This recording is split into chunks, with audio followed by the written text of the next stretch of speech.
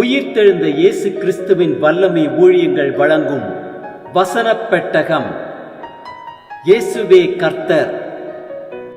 இயேசுவையே தேவன் ஆண்டவரும் கிறிஸ்துவுமாக்கினார். இயேசுவே ராஜாதி ராஜா, கர்த்தாதி கர்த்தா. கிறிஸ்துவே மரித்தோர் மேலும் ஜீவனுள்ளோர் மேலும் ஆண்டவர். கிறிஸ்துவே போதகரும் ஆண்டவருமாயிருக்கிறார். வசனப் பெட்டகத்தின் இன்றைய தின கருப்பொருள் இருதயம். பாகம் 1. தேவனே, சுத்த இருதயத்தை என்னிலே சிருஷ்டியும், நிலைவரமான ஆவியை என் உள்ளத்திலே புதுப்பியும். இருதயத்தை குறித்ததான வேத வசனங்களை பார்க்கலாம். நீதிமொழிகள் 4:23 வாசிக்கிறோம், எல்லா காவலோடும் உன் இருதயத்தை காத்துக்கொள், அதனிடத்திலிருந்து ஜீவ ஊற்று புறப்படும்.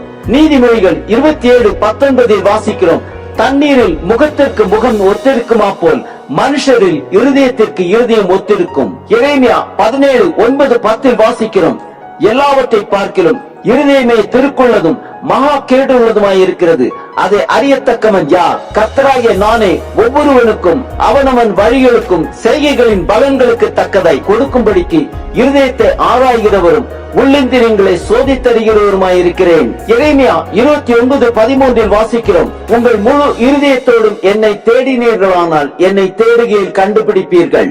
சங்கீதம் 20:4 வாசிக்கிறோம், அவர் உமது மனவிருப்பத்தின்படி உமக்கு தந்தருளி உமது ஆலோசனைகளை எல்லாம் நிறைவேற்றுவாராக. 1 சாமுவேல் 16:7 வாசிக்கிறோம், கர்த்தர் சாமுவேலை நோக்கி, மனுஷன் பார்க்கிறபடி நான் பாரேன், மனுஷன் முகத்தை பார்ப்பான், கர்த்தரோ இருதயத்தை பார்க்கிறார் என்றார். நீதிமொழிகள் 3:5-6 வாசிக்கிறோம், உன் சுய புத்தியின் மேல் சாயாமல் உன் முழு இருதயத்தோடும் கர்த்தரில் நம்பிக்கையாயிருந்து உன் வழிகளில் எல்லாம் அவரை நினைத்துக்கொள், அப்பொழுது அவர் உன் பாதைகளை செவ்வைப்படுத்துவார். மத்தேயு 22:37 வாசிக்கிறோம், இயேசு அவனை நோக்கி, உன் தேவனாகிய கர்த்தரிடத்தில் உன் முழு இருதயத்தோடும் உன் முழு ஆத்மாவோடும் உன் முழு மனதோடும் அன்பு கூறுவாயாக.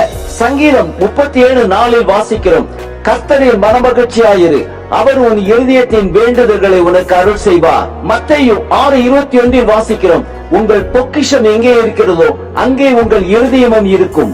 நீதிமொழிகள் 10:8 வாசிக்கிறோம், இருதயத்தில் ஞானம் உள்ளவன் கட்டளைகளை ஏற்றுக்கொள்ளுகிறான், அலப்புகிற மூடன் விழுவான். சங்கீதம் 31:24 வாசிக்கிறோம், கர்த்தருக்கு காத்திருக்கிறவர்களே, நீங்கள் எல்லாரும் திடமனதாயிருங்கள், அவர் உங்கள் இருதயத்தை ஸ்திரப்படுத்துவார். எசேக்கியேல் 36:26 வாசிக்கிறோம், உங்களுக்கு நவமான இருதயத்தை கொடுத்து உங்கள் உள்ளத்திலே புதிதான ஆவியை கட்டளையிட்டு கல்லான இருதயத்தை உங்கள் மாம்சத்திலிருந்து எடுத்து போட்டு சதையான இருதயத்தை உங்களுக்கு கொடுப்பேன்.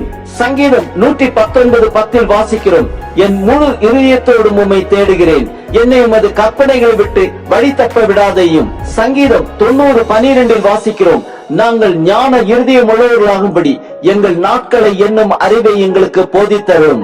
சங்கீதம் 19:14 வாசிக்கிறோம், என் கண்மலையும் என் மீட்பருமாகிய கர்த்தாவே, என் வாயின் வார்த்தைகளும் என் இருதயத்தின் தியானமும் உமது சமூகத்தில் பிரீதியாயிருப்பதாக.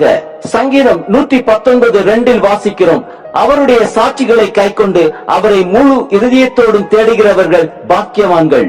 நீதிமொழிகள் 16:9 வாசிக்கிறோம், மனுஷருடைய இருதயம் அவனுடைய வழியை யோசிக்கும், அவனுடைய நடைகளை உறுதிப்படுத்துகிறவரோ கர்த்தர். ஆம், சுத்த இருதயத்தை நம்மில் சிருஷ்டித்து நிலவரமான ஆவியை நம் உள்ளத்திலே புதுப்பிக்கிறவர் கர்த்தர். எல்லா காவலோடும் உன் இருதயத்தை காத்துக்கொள், அதனிடத்தினின்று ஜீவ ஊற்று புறப்படும்.